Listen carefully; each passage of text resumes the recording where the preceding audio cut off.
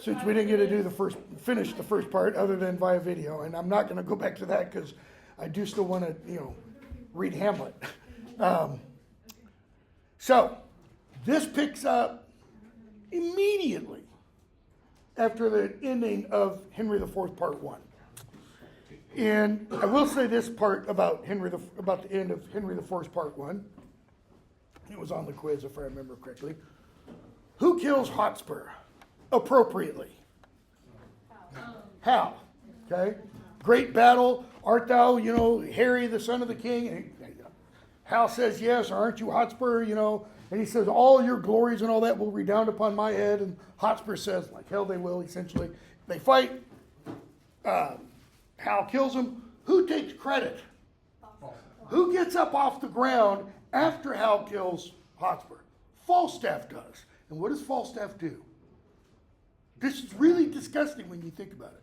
It's something no quote-unquote honorable soldier would ever do.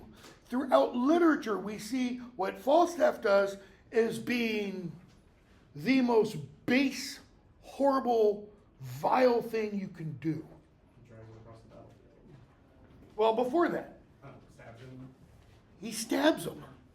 Because he says, why does Falstaff stab Hotspur's body? Because Falstaff's faking his death so Hotspur can do the same thing.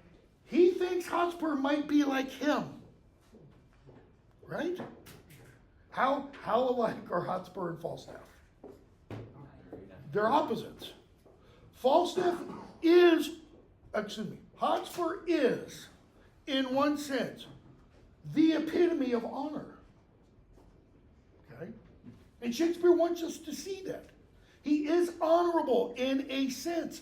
What's the problem? He takes it to an extreme. Okay? What is Falstaff? You cannot apply honor at all to Falstaff. There is nothing honorable about Falstaff. Literally. We're not supposed to see anything of Falstaff and go, yes, way to go. I was going to say they remind me of like Ned Stark and Littlefinger. I'm not familiar with it. Okay? So when he stabs Hotspur's body, what is that an example of? What phrase would we use today to describe, Second Gulf War? We had 4 Blackwater contractors captured by the Iraqis, and their bodies were hung from a bridge over the Euphrates, I think it was, in Baghdad. Okay? And then they were mutilated. What's that considered? It's a desecration. It's a desacralizing of the body. Why? Because in most cultures, something about the human body is considered sacred. And even if it's an enemy, what do you do with that body after the war or after the battle? You bury it. Go back to the Iliad. It's the whole thing about Achilles dragging Hector's body around the battlefield. He's not paying proper respect. In there, the gods, whoever the gods are, both the gods above and the gods below, demand the body be treated with respect. Sophocles, Antigone, same thing. 500 years, written probably 300 to 500 years after the Iliad. So Hotspur is in a tradition, and he's in a tradition of very, very bad people by not paying proper respect. Then he takes claim for the credit to Hal, when Hal knows he did it. And yet what does Hal do? He lets him take credit for it. Okay? So, play opens. So, who was not at that battle? What forces were not at that battle? Hotspur's dad. Northumberland's, Glendower's. Okay? So it's pretty much Hotspur's forces. The play opens. We're told with an induction. Notice, this isn't called a prologue. Henry V begins with a prologue, where the prologue speaker comes out, just very, very quickly, and says, because in a better world, I would have been able to do Henry V, like I used to be able to do for some reason. Oh, for a muse of fire that would ascend the brightest heaven of invention, a kingdom for a stage, princes to act, monarchs to behold the swelling scene. Then should the warlike Harry, like himself, assume the port of Mars, that is the bearing, and at his heels, leashed in like hounds, should famine, sword, and fire crouch for employment. But pardon gentles all, the flat, unraised spirits that hath dared on this unworthy scaffold, meaning the stage, to bring forth so great an object.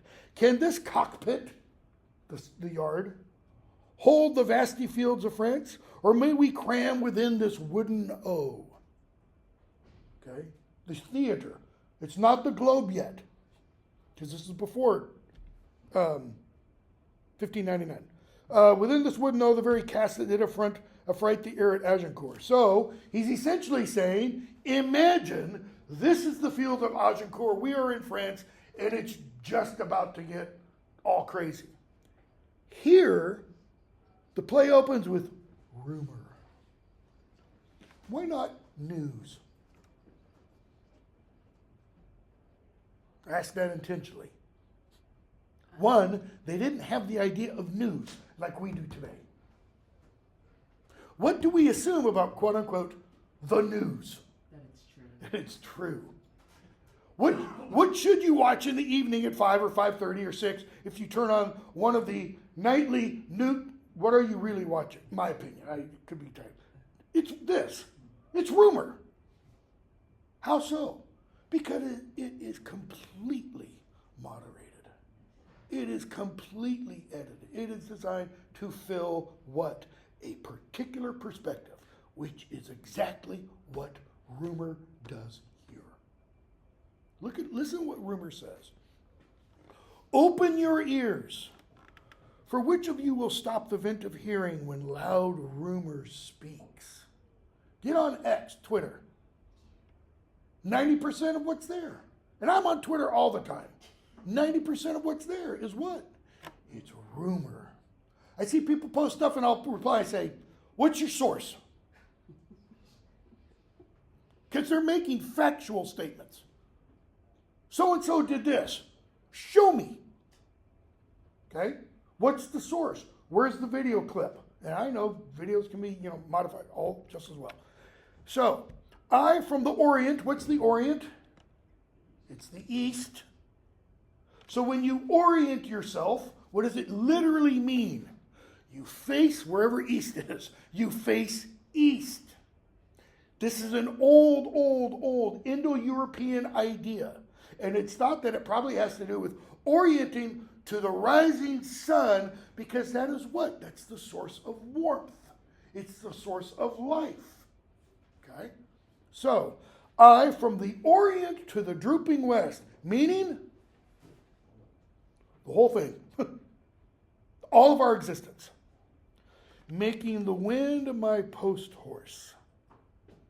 Because how does rumor spread? Like the wind. I whisper something, and we could play the telephone game. I could whisper something to Sharonica, and by the time it gets over here, not Cat, never remember names. Had a student come up to me the other day. I was leaving the dentist, and she goes, "Do you teach the Harry Potter Tolkien course?" I said, "Yeah." She goes, "I recognize your voice." She's getting ready to go to New Zealand for their delayed honeymoon because of me and my stupid course. Anyways, making the wind my post horse. What I told Sharonica would be different by the time she told it Sky, by the time she told it to me. Okay? Still unfold the acts commenced on this ball of earth.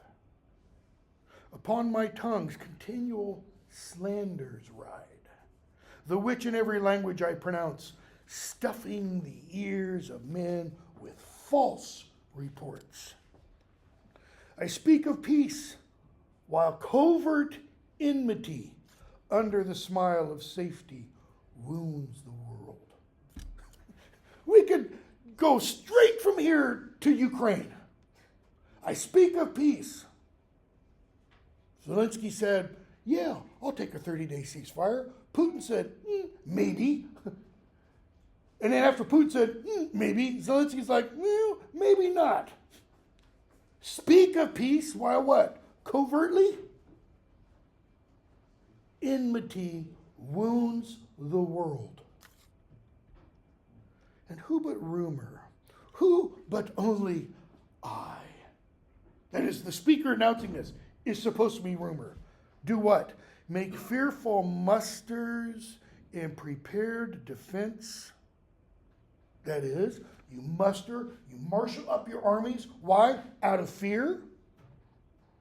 While the big year, swollen with some other grief, is thought with child by the stern tyrant war, and no such matter.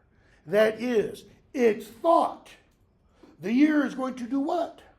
Give birth to war, erupt in war, and no such matter.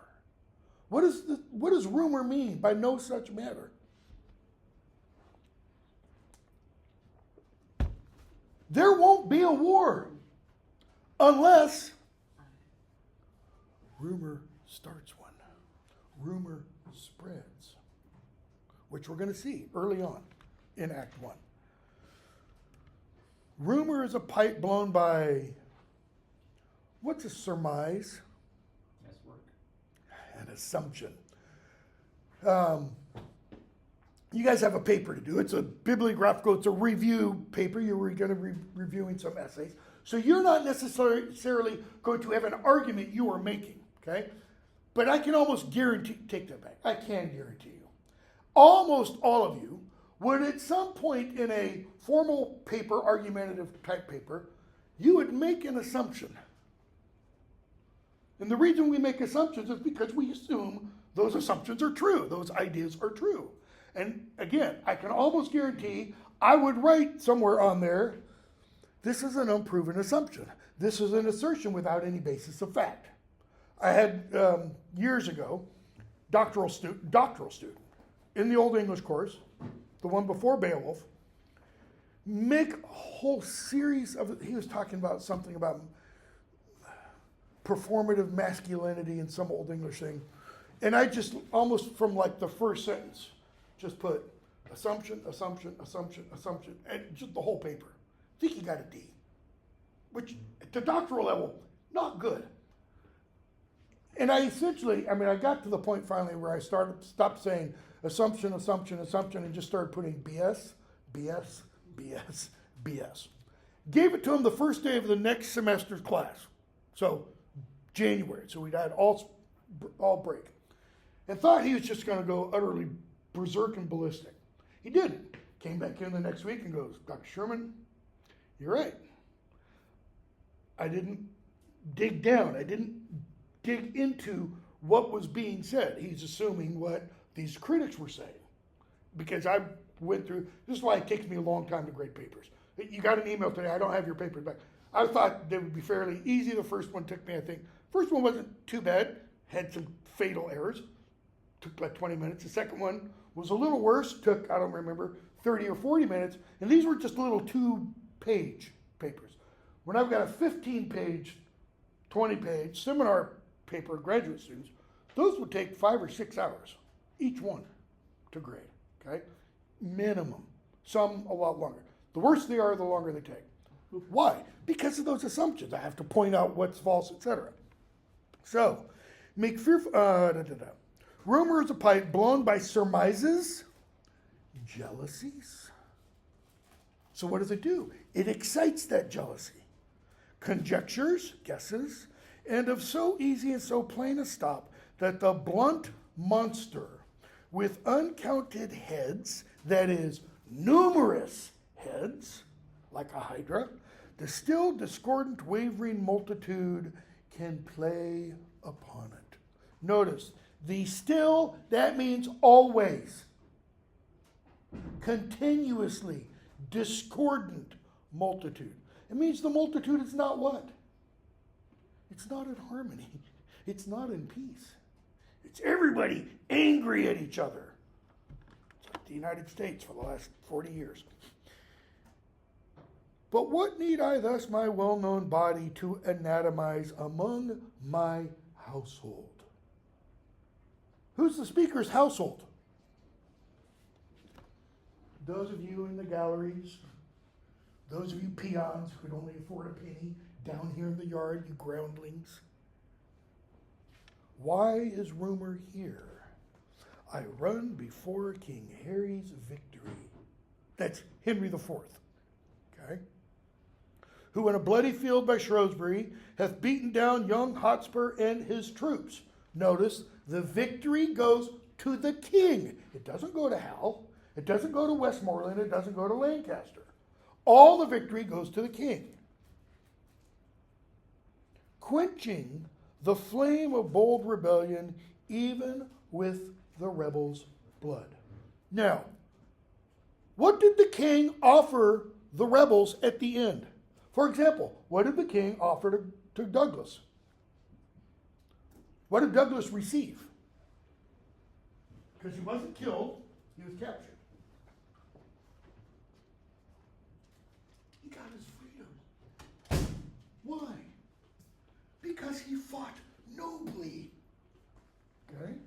What did the king offer? This was on the quiz, if I remember, or is the quiz still due? Whatever. It doesn't matter. What did the king offer Hotspur and the rebels? Mercy. He offered to listen to their complaints, and if it was within his power, he would adjudicate. He would solve the problems. What did Hotspur hear from Worcester and the other one, whose name I'm slipping me right now? What did they tell him the king said? Prepare to fight. What did Hal even offer? One-on-one. Fight by single combat. Champion against champion. I, Hal, will fight Hotspur. Why did he offer it? There's no need for all these men to die. There's no need for all these, as Hal puts it, all these honorable men to die. Even the rebels. Why are they honorable? They're following their leader. Okay? Hath beaten down young Hotspur and his troops, quenching the flame of bold rebellion, even with the rebels' blood. But what mean I to speak so true at first? Why am I speaking this way at first? My office here means what? My duty, my purpose is to noise abroad that Harry Monmouth fell under the wrath of noble Hotspur's sword. Why? Because CNN wasn't there at Shrewsbury. How did word get out? Whoever was on the fastest horse that reached the first town. How's that going to happen? Bardolph, I believe it is. So, what's rumor going to do? Hotspur isn't dead. Prince Hal is dead. And that the king, before the Douglas's rage, stooped his anointed head as low as death. Nice poetic way of saying was decapitated. This have I rumored through the peasant towns between that royal field of Shrewsbury and this worm-eaten hold of ragged stone. Okay? You can say an awful lot about Alnwick Castle. That's the castle he's talking about. This worm-eaten hold of ragged stone. It's not worm-eaten. It is not ragged. It's one of the most glorious castles you can see in England. Where Hotspur's father, old Northumberland, lies, I love this word, crafty sick. What's crafty sick mean? Yeah. Wily, like Wile E. Coyote. He's pretending to be sick. In other words, darn, I came down with the flu just as we were about to wage war. The posts, that is the mail, come tiring on. That is, when rumor arrived at those peasant towns nearby, what did it do from there? Like a match to a dry field. Whoosh! And not a man of them brings other news than they have learned of me. From rumor's tongues they bring smooth comforts false, worse than true wrongs. So Bardolph comes in. Okay? He says, where's the Earl of Northumberland? Porter, who are you? Tell thou the Earl that the Lord Bardolph doth attend him here. That's a nice fancy way of saying, go get him. Okay? His lordship has walked forth into the orchard. I thought he kept his bed. I mean, we don't know that this is not more than mere hours after the Battle of Shrewsbury, much less days. He was supposed to be sick of bed. Okay? And we see the Earl come in with a nightcap, carrying a crutch. What news, Lord Bardolph? Every minute now should be the father of some stratagem. The times are wild. Every minute, what does that mean? Should be the father of some stratagem. You're wasting your time. Plotting our strategy. Okay? I bring you certain news from Shrewsbury. Like, I've got the video. It's certain. You can watch it. Good. And God will. And God will means if God will. That is, if God wills it. As good as heart can wish, the king is almost wounded to the death. And in the fortune of my lord, your son, Prince Harry, slain outright. And both the Blunts, killed by the hand of Douglas, young Prince John and Westmoreland and Stafford fled the field, meaning, that's implying cowards. And Harry Monmouth's brawn, that is the bulk behind Prince Harry, the Hulk Sir John, is prisoner to your son. I don't know why he'd even mentioned Falstaff. Because, I mean, it's not like he's very warriorly. Oh, such a day, so fought, so followed, so fairly won, came not till now, to dignify the time since Caesar's fortunes. How is this derived? In other words, how the hell did this happen? Northumberland is surprised. He finds it difficult to believe. Saw you the field? Came you from Shrewsbury? Look at the reply. An anonymous source has said, which tells you what? It's a BS indicator. I spake with one, my lord, that came from thence. A gentleman well bred and of good name. What does that mean? A trusted anonymous source. Someone close to the White House. That's what that means. That freely rendered me these news for true. You know, so one of the things when you read and such, or one of the things when you write about politics, whatever, one of the things you learn in a writing course is you have to do what? You got to judge your sources. He's what? He is well-bred, above middle class, and of good name. He comes from a good family. And he told me this. Travers comes in. Northumberland says, here comes Travers, who I sent on Tuesday last to listen after news. I sent him last Tuesday to find out what's true.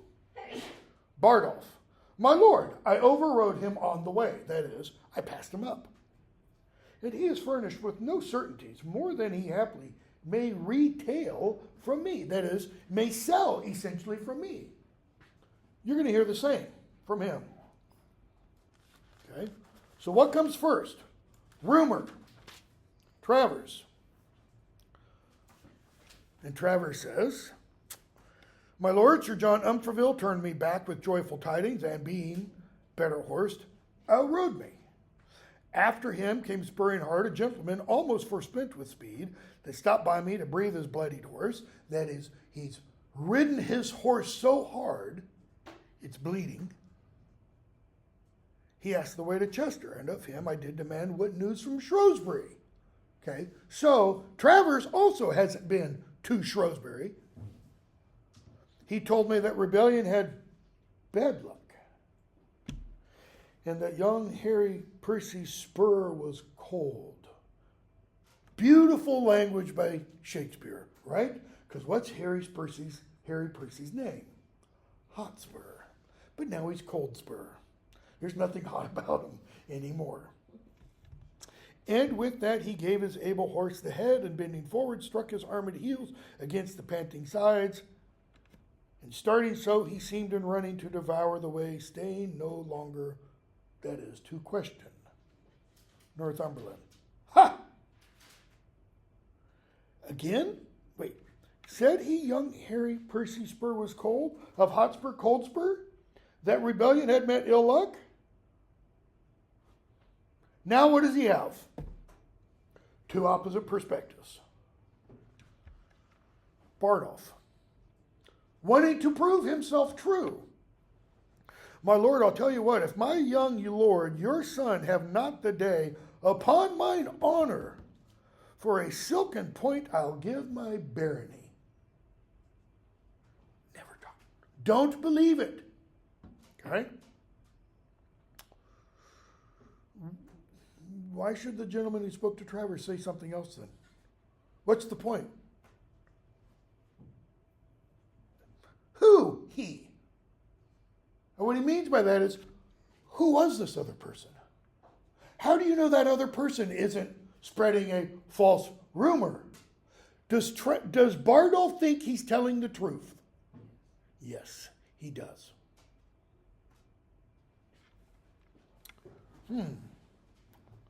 He was some hilding fellow that had stolen the horse he rode on, and upon my life spoke at a venture.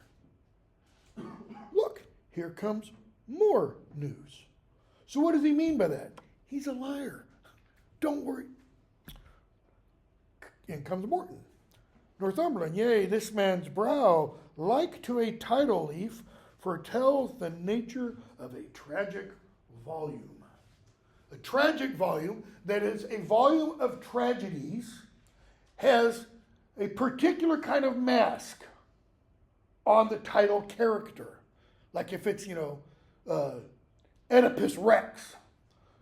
The mask is going to be of a particular visage to indicate tragedy, even if it doesn't have a title on it. In Shakespeare's day, as an example, when a play was going on, they would fly one of two flags.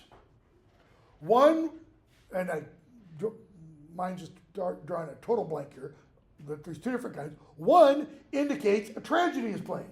So like Macbeth, it wouldn't say Macbeth, it would just indicate a tragedy. A different one, totally different one, indicates there's a comedy. So if you want to go see something lighthearted, you go in, at the top of the staff is a flag showing a comedy. If you're into something, a downer, go take your downer. So, he says, a look of his face tells me bad news. So looks the strand whereon the imperious flood hath left a witnessed usurpation. The rains last weekend, what happened, could you see all around after the rains? When that water started to subside, you could see all the detritus that had been in that water. Branches, leaves, etc. Got a creek out behind my house. And that water rose really high. We couldn't even get down to the creek because it was still out of the banks when we went down Sunday afternoon. That's how we can always tell how high the water went. Go down in a few days when the water's back down and I'll see the water was probably 15 feet above the normal level of the creek. Okay, that high. So, Morton, did thou come from Shrewsbury?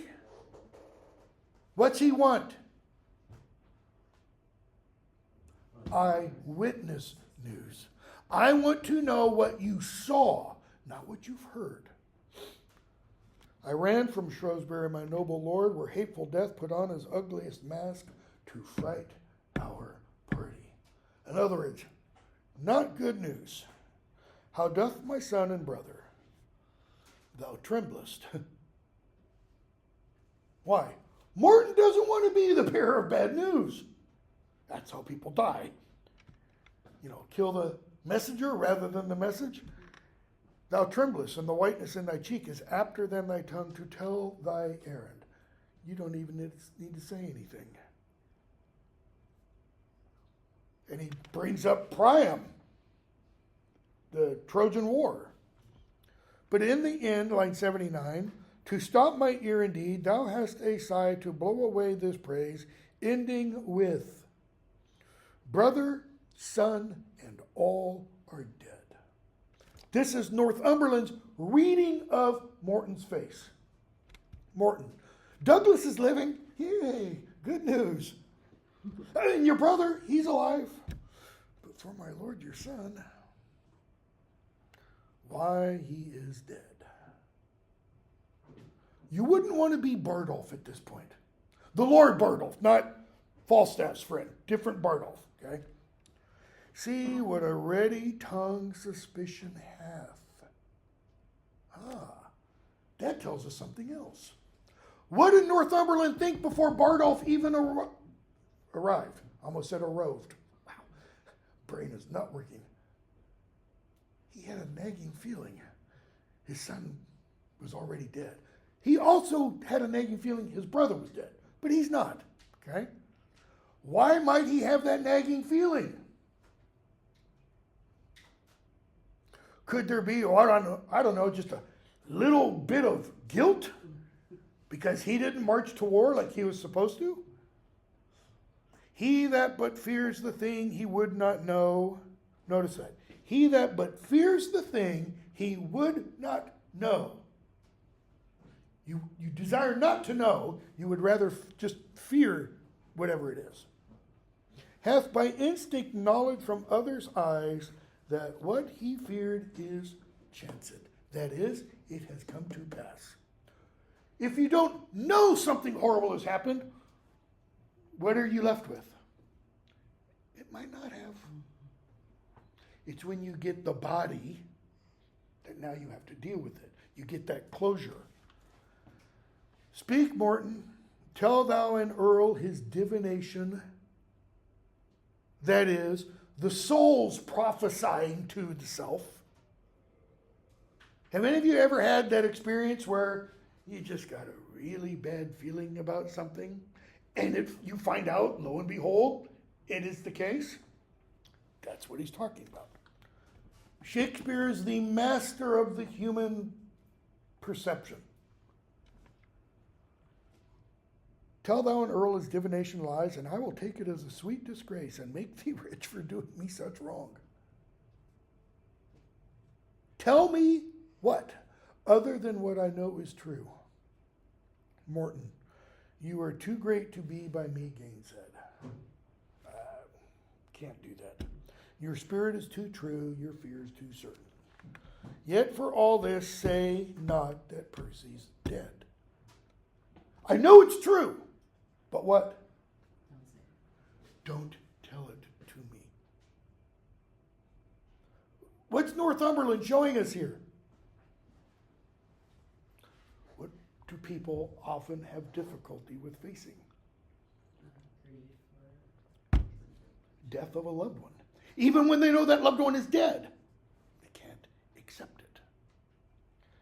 If we were doing King Lear, which we're not because I've already dropped it, we get in a scene in King Lear when Lear is holding his dead youngest daughter, Cordelia. The only one of his three daughters who ever really loved him.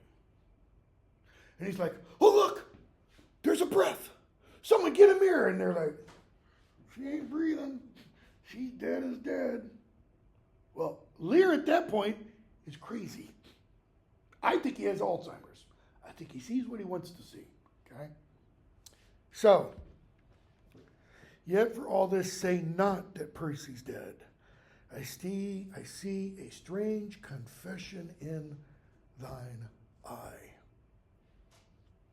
The eyes tell you. Thou shakest thy head and holdest it, fear or sin to speak a truth. That is, you fear from me to speak a truth, or you think it's a sin almost. If he be slain, say so. Okay, has Morton said so? Yes, Morton has said so. He's made it very clear. Your son is dead. So what's Northumberland saying? I don't believe it yet. Does he literally not believe it? No. He believes it. He knows it's true. There's a difference between belief and what? Acceptance. The tongue offends not that reports his death, and he doth sin that doth belie the dead. Not he which says the dead is not alive. It's not a sin to tell me the truth. Yet the first bringer of unwelcome news, and I imagine he turns to Bardolph, hath but a losing office, and his tongue sounds ever after as a sullen bell remembered tolling a departing friend. His tongue ever after will be like the bell tolling the death of a friend. And he's saying there, I'm never going to trust him again. Bardolph, I cannot think, my lord, your son is dead. It can't be. He's still, okay, let me rephrase that. I didn't quite get to the end of it. Is he saying he can't be dead? Or is he saying, oh, sure, I hope to God he's not dead. I am sorry I should force you to believe that which I would to God I had not seen. I would to God I had not seen means what? I saw it with my own two eyes. Not, imagine that's a TV, not by this. He means I saw his body.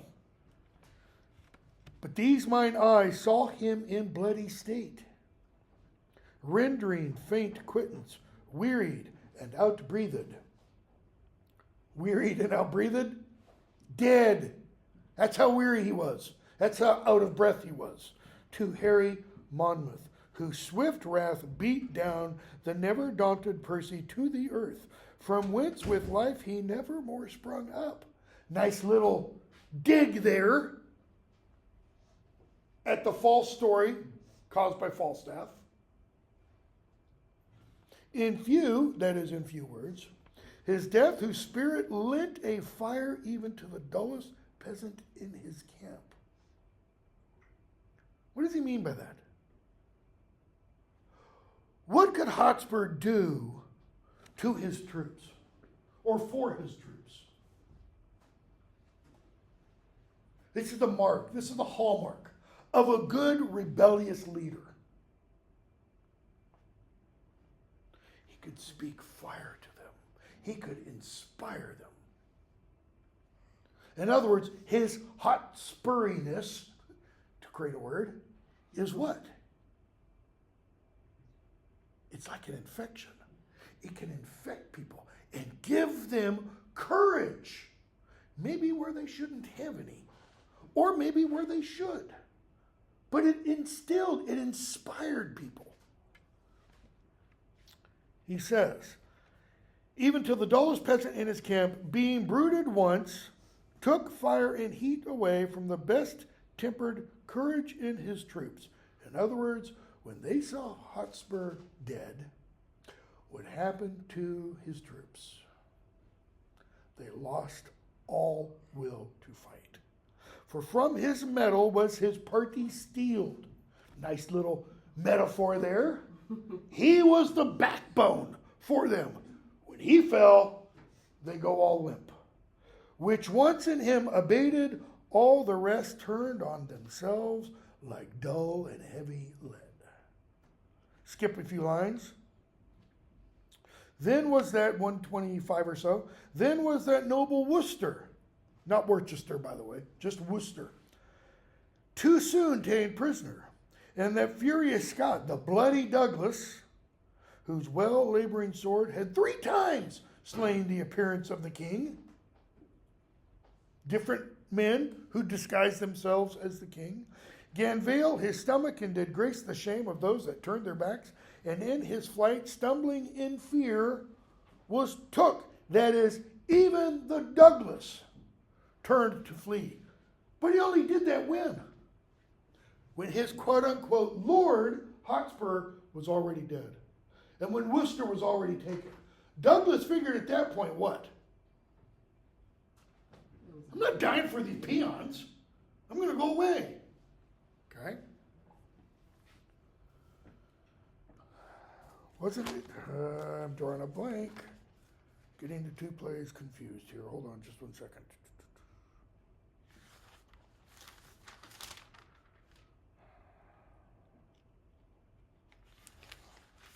I think it's Henry IV, Part 1, where Falstaff says, what about valor? Anybody remember? Discretion is the better part of valor. What does he mean by that? Better to run away today and maybe fight another day. Okay? He has that whole speech about honor and such, being a mere escutcheon. So, I lost my place. Then was that noble which to the bloody Douglas gan veil his stomach did grace the shame of those that turned their backs, and in his flight, stumbling in fear was took. The sum of all, that is, final report. The king hath won, and hath sent out a speedy power to encounter you, my lord, under the conduct of young Lancaster and Westmoreland. This is the news at full. Who is leading this army? Lancaster. Why? He's second in line to the throne after Hal. Westmoreland is there to kind of stand behind him and bulk up and look, protect her. He's going to be the guide, so to speak. Northumberland. For this I shall have enough time enough to mourn. Meaning, until his death. Okay? And poison there is physic, these news having been well.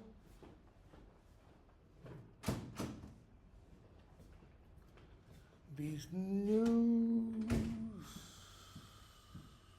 having been well that would have made me sick, being sick having some measure made me well.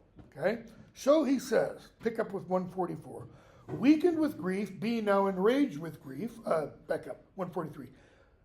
Even so my limbs, weakened with grief, being now enraged with grief, are thrice themselves. He's saying, I feel 3 times stronger. Why? He's ready to avenge now. Vengeance. For those of you in the 3010 course, he now has to avenge his son's death. Hence, therefore, thou nice crutch. And he throws it away. 145. Nice, delicate, effeminate. What does he mean by that? Well, let me rephrase that.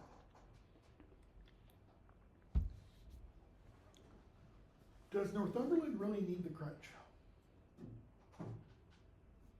Or is it all part of the ruse? Rumor implies, and what is implied by some of the conspirators in the first play, is that Northumberland wasn't really sick. He just didn't want to go to battle. So now when he throws away his crutch, is he saying, Jesus healed me. I feel suddenly healthy and whole? Could be. Or is it, now I'm ready to fight. Now I'm really mad. Okay? Depends how you read the play. I don't think anything ever specifically made clear that he was ill. Okay? So, thou art a guard too wanton for the head which princes flushed with conquest aim to hit. Now bind my brows with iron and approach the ranks hour that time and spite dare bring to frown upon the enraged Northumberland. In other words, it's like, you were mentioning fantasy literature. Now we're going to see Gandalf the White uncloaked. Let heaven kiss earth. That is, he's going to join heaven and earth. We're going to hear Hamlet say, now let me couple heaven and earth and hell. All right? Let not nature's hand keep the wild flood confined. What's the wild flood? It's the pumping blood. That is, don't keep the spirit confined. Let all hell break loose. let order die. What's meant by order? Great chain of being. You know, you've got the king at the top, queen if there's a queen, the various nobles beneath that, all the way down to the beneath. He's saying, let order die means what? Let what reign? Chaos. Chaos. You never want to let chaos reign. There's just no good comes out of chaos reign. Watch the old movie. They're making a remake. They're doing a sequel. 28 days later. Seen that. 28 years later is coming out. Next year or two. When it's 28 years later. Zombie apocalypse, all that kind. That's this. Did you Okay? ever see 28 Weeks Later? No, I haven't. That one wasn't as good as the first one, but it was chaotic. So, let order die and let this world no longer be a stage. We're back to the language of the rumor and forward to prologue in Henry V. No longer be a stage to feed contention in a lingering act. What does it mean to linger? Drawn out. Drawn out. It's time passing slowly. Okay? But let one spirit of the firstborn Cain reign in all bosoms. Your furrow is proud. Why is your brow furrowed? Well, because Cain killed his brother Abel. Yeah. So it's like saying everybody needs to have murder in their heart. Yep. Yeah. Okay? Yeah. I mean, what is that? It's like close your eyes, get your biggest sword you can, and start swinging in circles. Doesn't matter who you hit. Okay? That each heart being set on bloody courses, the rude scene may end, and darkness be the barrier of the dead. So let's talk about Northumberland's mental well-being, shall we? What's he telling us? He's not doing well. And how does that make you feel, He's lighting up. Okay? Yeah, it's not just like, I want vengeance for my son. It's like everything can start to go up in flames. Is this unbelievable? No. No, not at all. Yeah, I mean, people go through this. Some people literally feel this. Oh, if they killed my son, then all bets are off. It's the mentality you hear sometimes. God forbid. Iran does something stupid against the United States. It's the mentality that says, turn Tehran into glass. Just nuke it. It's that mentality. Thank God they didn't have nukes, and pretty much all they had had some guns, but not many, and swords, because you don't kill many people you can, but you get the idea, okay? Bardolph, this strained passion doth you wrong, my lord. Wow. What has my lord just been told? Your son is dead. Who the hell does Bardolph think he is to tell Northumberland how he should feel at this point? What do you never do to someone who has just lost a loved one and is weeping and wailing and maybe cursing high heaven? Oh no, you shouldn't do that. Yeah, they would be punished. To put it mildly, okay? The way I'm imagining the scene is he says, the strain of passion doth you wrong, and then King gives him an angry look. He says, my lord. Because my version said this extreme passion is bad for you, sir. My lord, yeah, my lord. The my lord is just acknowledging your greatness. Yeah. He's like trying to reason with someone who's not at a state to be reasoned. What can you do with someone in this situation? I Let know. 'em go Let through time it. pass. I know, I understand. I get it. You do what? You let them pour all that out. Why? Because if you don't, what's it become like? It's a cancer. You just gotta, okay? This, again, Shakespeare is Shakespeare. Because, my opinion, he's the best observer that we have in terms of literature of human nature. He gets it. He gets the wild passion of love, and he gets the wild passion of grief, of total despair. And I think partly it's because he experienced it. He didn't get married because, only because she was knocked up. I think it's because he was 18, she was 26, and he thought she walked on air. But he also buries his father. He buries two of his children. He buries one of them, his son, when he's less than 10 years old. Parents shouldn't bury their children. And about the time that Hamlet dies, Shakespeare's literary output starts to take a slightly darker turn. And within about 2 or 3 years after, we get the beginning of the majority of the really bleak tragedies. Okay? Macbeth being the bleakest. Take that back. Maybe Lear. Macbeth and Lear are both, they're pretty bleak. Okay? So, Morton, sweet Earl, divorce not wisdom from your honor. What's he saying? Curb your passion. Think of who you are.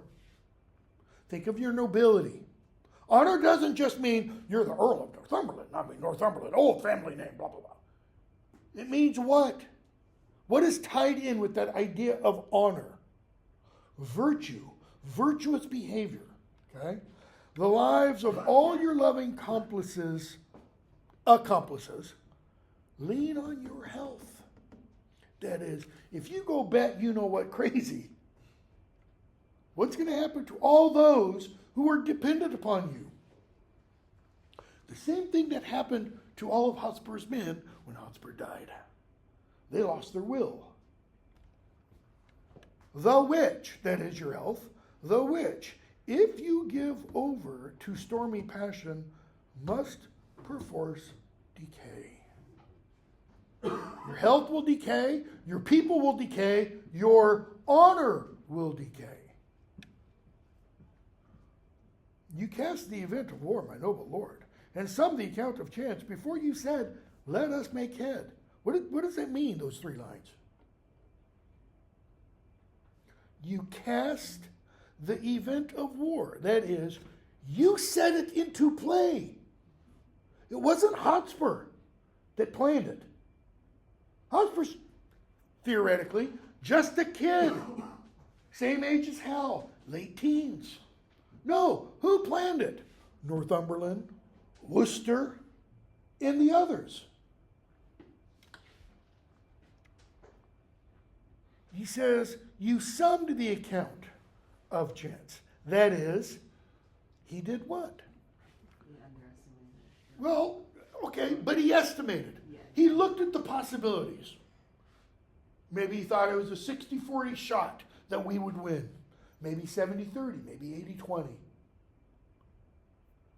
Before you said, go. In other words, you knew. Morton is saying what? This was a possibility. You go to war, what is always a possibility? You might not win. It was your pre-surmise, or the word I used earlier, your assumption, that in the dole of blows your son might drop. That's why his soul told him, not good news. You knew he walked over perils, on an edge, more likely to fall in than to get over. Ooh, now Morton introduces something that we have not really heard. The odds were not great that they would be successful. You were advised his flesh was capable of wounds and scars. Well, who obviously advised him of that? Life. If you're breathing, what can happen to you? You can become unbreathing. That can happen naturally, or it can happen with a sword or a weapon of some sort. And that his forward spirit would lift him where most trade of danger arrayed. What does he mean by his forward spirit? His boldness, his bravery, his courage, and tied with all three of those, his pride, his haughtiness, his arrogance. What did Hotspur think about himself? Especially in comparison with Harry Monmouth. He consorts with fat old men and hookers and thieves. Not even hookers, sorry. Shouldn't they? It demeans hookers. Whores. He's not an equal of me, Hotspur believed. Okay?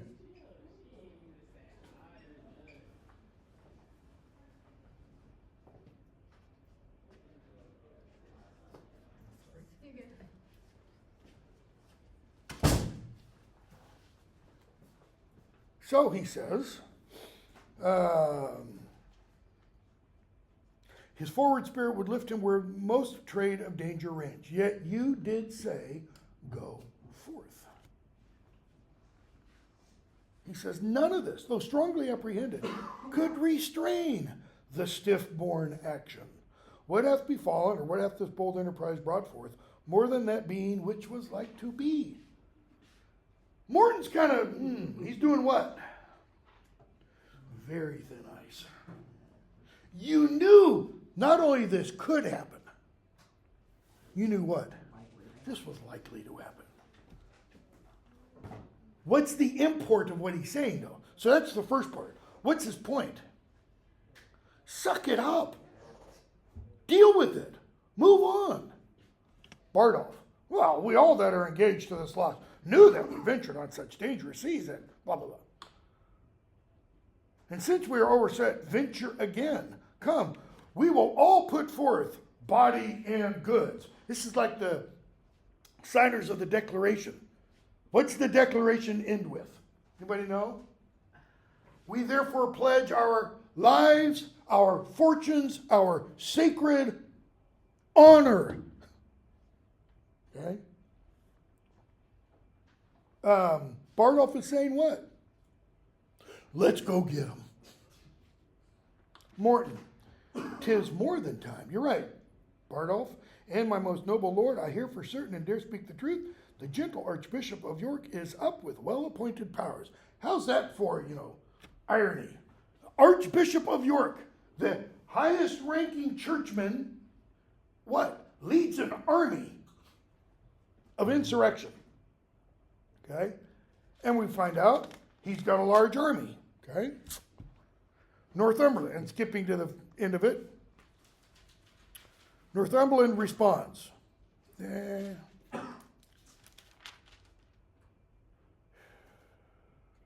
I'm going to read the whole speech. He is a man who with a double surety binds his followers. My lord your son had only but the corpse, but shadows and the shows of men to fight. Now, that can be interpreted as a little dig into the ribs of Northumberland. If York had been there, if Northumberland had been there, if Glendower had been there, then what? Hotspur wouldn't be dead. He said Hotspur had what? The corpse, shadows, and shows of men to fight. Right? Because what does a shadow do? If I hold this bottle, if I had a spotlight right here and I held this bottle here, what would be projected on the floor? Shadow, right? What would be bigger? They are the shadows. What Hotspur led was the shadows of a great army. It wasn't a great army itself.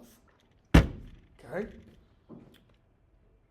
For that same word, rebellion did divide the action of their bodies from their souls, and they did fight with queasiness, constrained. He's talking about Hotspur's men. They fought with queasiness, constrained, as men drink potions that their weapons only seemed on our side. But for their spirits and souls, this word rebellion, it had froze them up as fish are in a pond. Why? Because what happens if you get caught in a rebellion?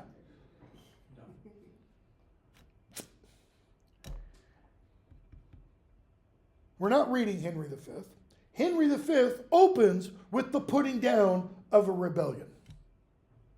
Some of the people in this play, and Henry, King Henry now, tricks them. He essentially promises them grace and mercy. He catches them, and then he has them killed. Why? Because when you're the king, that's what you have to do. So, he goes on. But now the bishop turns insurrection to religion. That is, it is now something to be believed in. Supposed sincere and holy in his thoughts, that is, the archbishop, who is thought to be sincere and holy in his thoughts, he's followed both with body and with mind, and doth enlarge his rising with the blood of fair King Richard. Because what can an archbishop say that Hotspur couldn't? I fight for God. God is on my side.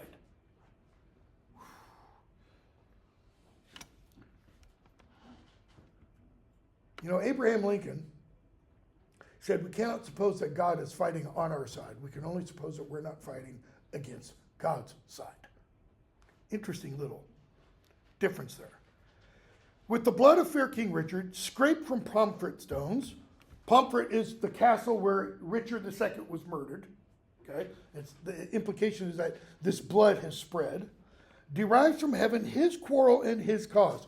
That is, the Archbishop of York is arguing it is what to be engaged in this rebellion. It is a divine duty. Why? We talked about it at the beginning of Henry IV, Part 1. Who is Henry IV the rightful king? No. He deposed Richard. According to the divine right of kings, God, what's the word I want? Appoints the king, so to speak. Okay? But also part of that divine right of kings is this doctrine of divine or passive obedience. You obey the king, whoever the king is, because the king has been appointed by God. So Henry IV's attitude on that would be, well, how do you know God didn't appoint me king? That God didn't use me to depose Richard because Richard was bad. See, the argument can be argued both ways. So he's arguing one way. He derives from heaven his quarrel and his cause, tells him he doth bestride a bleeding land, gasping for life under the great Bolingbroke, and more or less to flock to follow him. In other words, if we oppose the great Bolingbroke, not King Henry IV, we will do what for the land? We will stop the bleeding. Now, here's the irony. The bleeding's only going to stop when what? It has soaked up more blood. Civil War. Northumberland. I knew of this, I know about the Archbishop. But to speak truth, this present grief had wiped it from my mind. So what did this present grief do? This is going to be a link with Hamlet. It took control of his mind. We're going to find out, Hamlet is going to say, I hereby wipe every saw, everything written in the tablet of my mind from my birth to this moment, wiped clear, and it all be replaced with one thing: kill Claudius. Okay? Go in with me, counsel every man the aptest way for safety and revenge. That is, we've got to be safe about it, meaning victorious, but we also have to get that revenge. Send posts and letters. Okay? Then we see Falstaff.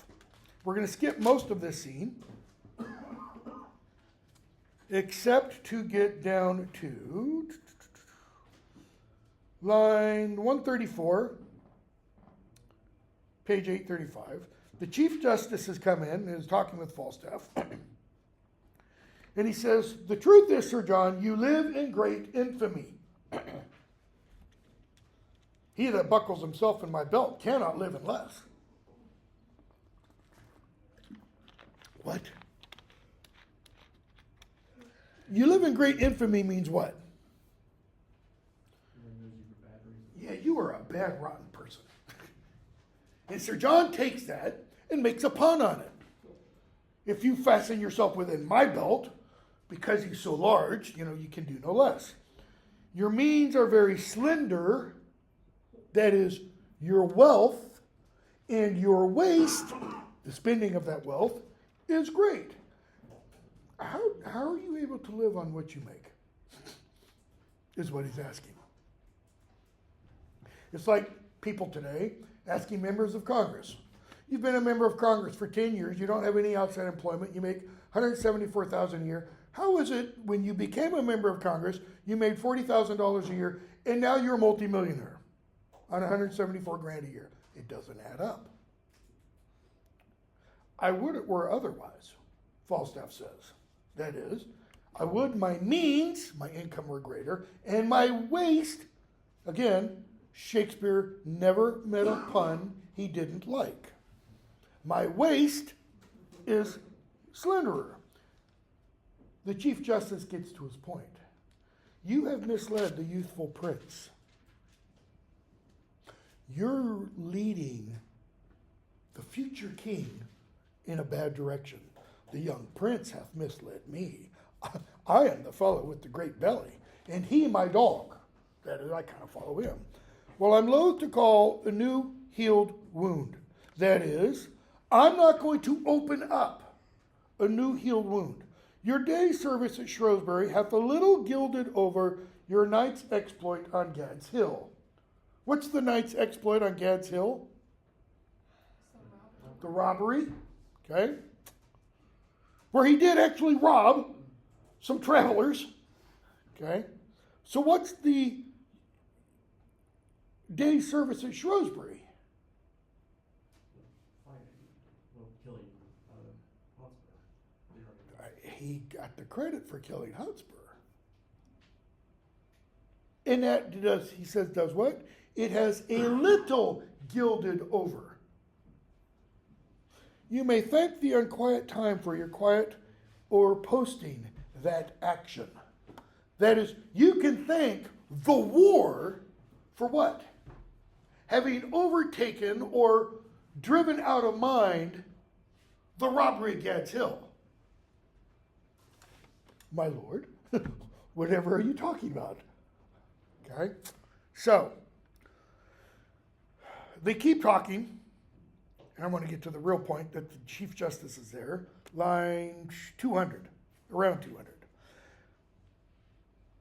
Falstaff says, yeah, we'll go back, 197. Chief Justice, God send the prince a better companion.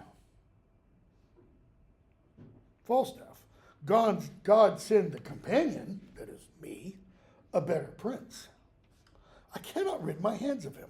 He won't leave me alone. Well, the king hath severed you and Prince Harry. So, God has sent a better companion, a better prince. The king has severed you and Prince Harry. I hear you are going with Lord John of Lancaster against the Archbishop and the Earl of Northumberland. So, you're going to go in Lord John of Lancaster's company.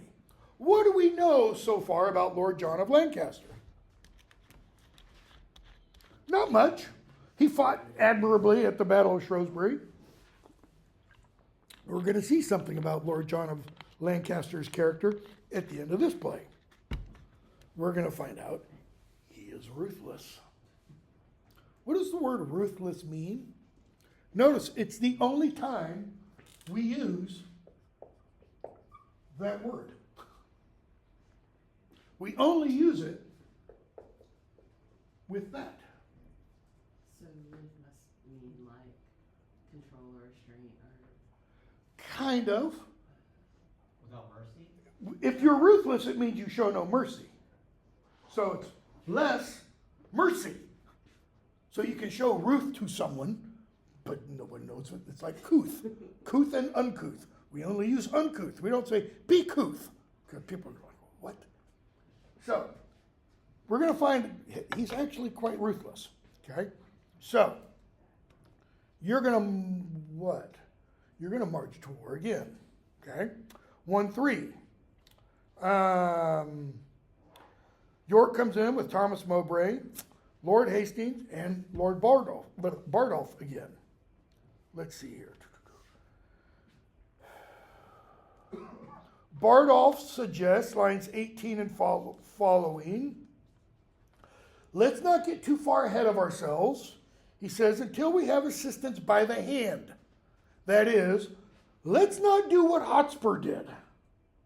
Let's make sure we have all of our armies lined up. Okay? Archbishop, and he brings up Hotspur. Bardolph, it was, my lord, that is, you're right, that was Hotspur's case at Shrewsbury, who lined himself with hope, eating the air on promise of supply, flattering himself with a project of a power much smaller than the smallest of his thoughts, and so with great imagination proper to madmen, think Theseus's speech from Midsummer Night's Dream, led his powers to death, and winking, leapt into destruction. Winking means what? Does he mean literally he winked at, Prince Hal? No, it means he winked out of existence. Like for a minute, he was here, and then, boop, gone. Okay? Hastings. But we still gotta, we have to do what? It never did hurt to lay down likelihoods and forms of hope. Hastings is saying we don't have to have everything totally with us. We can still go based on some conjecture. Bardolph. Yes, if this present quality of war, indeed the instant action, a cause on foot, etc., lives so in hope. As in an early spring when we see the appearing buds. Because in an early spring, when you see the appearing buds, what does that mean? Those buds will open, unless you get what's called a forward frost, and it suddenly kills them. When we mean to build, then what does he do? He gives us an image that's used in both the Old Testament and the New Testament. You get ready to build a tower or a castle or house, what do? First of all, you gotta make sure you can afford it. Then you get the plans, or you draw up the plans. Then you hire the workmen. Then you start getting the materials, okay? He says, what do we do then but draw anew the model? That is, if we can't afford what we planned, we do what? We scale back. Much more in this great work, which is almost to pluck a kingdom down and set another up, should we survey the plot of situation and the model, consent upon a sure foundation, that is, let's agree on the size we're going to build, question surveyors, know our own estate, how able, etc., to weigh against his opposite, or else we fortify in paper and in figures, using the names of men instead of men. We can't go to war on the basis of what? Having lists of men, written paper lists of men, rather than lists of men marshaled and ready to go to war. Like one that draws the model of a house beyond his power to build it, who half through gives over and leaves his part created cost, a naked subject to the weeping clouds, and waste for churlish winter's tyranny. What's the point? If we don't have the resources, how will our project reach its completion? It won't. It used to be in California from the Bay Area. For 20 years, there was what's called the Bridge to Nowhere. And it was a building project. It's going to be highway interchange, and it was these two overpasses. One went like this, and another one went like this, and there was nothing around them. They were never connected to anything. For literally like 20 years. Why? The state ran out of money. It's like now, there is a high-speed rail project. It's been in the works for at least 10 years. We spent, I think it is like $10-15 billion. They've not laid a single mile of track. Okay? His point is, time to lay the track. We've got to get the men before we go off into battle. Hastings, grant that our hopes, so let's assume for a moment that these hopes we have, yet likely of fair birth, should be stillborn. That is, they will probably give birth to live offspring, but assume for the moment they give birth to stillborn children. And that we now possess the utmost man of expectation. I think we are a body strong enough, even as we are, to equal the king. Maybe those hopes won't come to fruition. He's suggesting, I still think we have enough men. Bardolph. What? Is the king but? Is he only 5 and 20,000? Hastings, to us no more. Nay, not so much. His divisions, as the times do brawl, are in 3 heads. That is, the king's forces are divided into 3. One's waging war against the French. One's waging war against the Welsh. The third power must fight us. That is led. So is the unfirm king in 3 divided, and his coffers sound with hollow poverty and emptiness. That is, his treasury, his bank account, is empty. Why is that important? He has to feed his army. Before that, he has to raise his army. There wasn't a standing army in England at this time. That is, the king did not have a military like the United States president does. King goes into battle. He has to raise that army as he marches to the battlefield. Okay? Archbishop. That he should draw his strength together, that he should withdraw forces from Wales, withdraw forces from France, and come against us in full puissance, French for power, need not be dreaded. We don't need to worry about that. Hastings, if he does, he'll leave the Welsh unguarded, he'll leave the French unguarded. No, he won't do that. What do they say? Never happen. Not a chance. Is there? Who is it should like lead his forces to us? The Duke of Lancaster and Westmoreland. Against the Welsh, himself, and Harry Monmouth. I don't know who's fighting the French. Archbishop, let's do it. Let us on and publish the occasion of our arms. That is, they're going to do what? What does that mean, publish the occasion of our arms? Publicly proclaim. Okay. How does the Declaration of Independence begin? Nope, that's Constitution.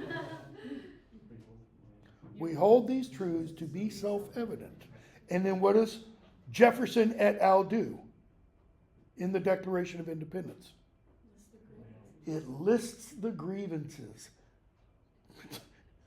He didn't come up with that on his own, you know. It goes back as far as this. It goes back farther than this, okay? Actually, it's going to be pretty, Richard becomes, we're talking 1400 at this point. Magna Carta, 1215, is what sets this into motion, okay? So, 2-1. No, actually, we're skipping Act 2, Scene 1. 6 minutes to go. Need to get a lot further. Let's see here. 2-2. not going to say much about. Hal is talking with Pons, one of his friends, and he's talking about his father. And we hear 41 and following, 37 and following, that Henry IV is sick. Hal says, 43, let the end try the man. Try the man. But I tell thee, my heart bleeds inwardly that my father is so sick. Keeping such vile company as thou art, hath in reason taken from me all ostentation of sorrow.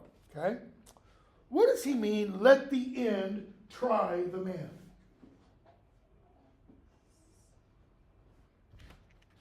This thing is trying to destroy him, but it won't be as in. No. You're using try in the sense that we normally think of it. It has another meaning. To like, My translation says we'll see about that. Is it like facing his father's death? like Partially. to test. Prove. A trial is a proof of something. In a criminal trial, what is a DA trying to do? You know, you've arrested somebody for murder. What must the DA do? It must prove that you are guilty. So the trial is the proving. Let the end, what? Try the man. Let the end, what's the end? Death. Let the death, what? Prove the man. Let the death prove what? The kind of person the man was. Let the end show, reveal the person's true or real nature. Okay? Is that saying like with the people how they're gonna act because of the death? Like, is that what it's saying? Because that's what I'm getting. It could. I mean, it could be referring to his father's impending death, but it could also be the people's. I mean, is one of the reasons, it's kind of implied, is one of the reasons there is a rebellion because Henry IV is sick? If he's sick, that means what? He's weak. When else do you go after somebody, you know? So, Pons says, what's the reason for this? What wouldst thou think of me if I should weep? I would think thee a most princely hypocrite. Ow. What? I guess it depends on what the weeping is for, but they're talking about his father. So the implication is, what would you think if I were to weep for the illness, possibly death of my father? You'd be a hypocrite. Ouch. That's gotta hurt. It would be every man's thought, that is, and everyone would think exactly the same thing. Why? Go back to his first soliloquy in the first play. Because everyone thinks what of him? He sucks. He's a poor excuse for a prince. And thou art a blessed fellow to think as every man thinks. Never a man's thought in the world keeps the roadway better than thine. That is, it's always best to do what? To go where everybody else is going. It's a lot harder to do, to go against the flow. Where am I? I mean, that's crazy. Everybody tells you to like not follow the leader, but this is literally saying like follow the leader. Years and years ago, I was leaving KEC after having checked my mail. This was in the 90s. Having checked my mail, I was coming back towards Peck Hall. And it was like right after a class had gotten out. So there's this herd of humanity coming from Peck Hall, heading towards KEC. It was lunchtime. And there's this guy about, 20 or 30 feet ahead of me, heading towards Peck Hall. Guy. Okay? I'm not kidding. I'm not exaggerating. I'm not making this up. Wearing a pink tutu. Okay? Face pierced everywhere. I mean, he had literally paper clips sticking through his eyebrows and stuff. And he's skipping. Literally skipping. This is when the walkway wasn't nearly as wide as it is now. And so there's this massive humanity coming towards me. And it's like, Moses at the Red Sea. That humanity just, gave that kid probably 5 feet on either side. And he just went on his own merry way. And they're like, marching what? To the tune of his own drummer. He didn't give a damn what anybody else thought. Okay? Hal is saying to pawns here, you give a damn what everyone else thinks. You're going to go with the flow. So, every man would think me a hypocrite. And what excites your most worshipful thought to think so? Why do you think I'd be a hypocrite? Because you have been so lewd and so much engraft to Falstaff. Falstaff is like your father. Not like similar to King Henry IV. You have made Falstaff your father. Oh, that boy's tripping. What? I said that boy's tripping. Because, like, the whole plan. But he doesn't know that. I know, but, like, still. And that's why- I would be pissed. I'd be And like, that's yo. why Hal says, and to thee. In other words, you're right. I am engrafted to Falstaff, to you, to Peto, to Bardolph, etc. Okay? When we come back, we're going to start with Act 2, Scene 3. We're going to skip 2-4. And we'll get into 3. I'm sure we'll get into 3. I'll probably have your papers back. It'll definitely be by a week from today. You're going to have a week. I've already written this on a couple of these. You're going to have a week to revise them, okay? If you don't want to revise, that's fine. Get whatever grade I have on there. These first two, you'll definitely want to. You ought to take